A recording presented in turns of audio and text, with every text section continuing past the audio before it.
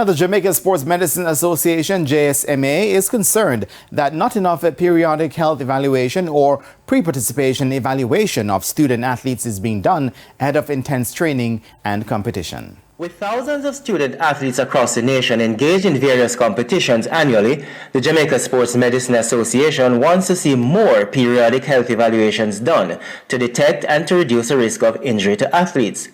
President of the association, Dr. Rhonda Hudson, says this is important as many undetected injuries and conditions can and sometimes have adverse outcomes. We know we've had athletes who have suddenly died, and one of the things it has always been, we believe, and it has been held in the medical fraternity, that there are issues that these athletes have that are not picked up. They come, they run, they play football or whatever, and they're good, so they play, but no one does an evaluation for them, or very little evaluation.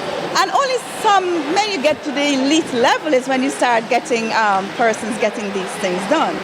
David Hansen is a sports medicine and family physician based in Mandeville. He too is concerned about what he has been seeing. They may have a competition in 1 week and they end up training maybe even 7 days for the week. And as a result of the overuse, they come in with injuries. And we try to ask the coaches to back off of the training, because in these young athletes, the constant training without time for recovery can lead to long-term problems in the future.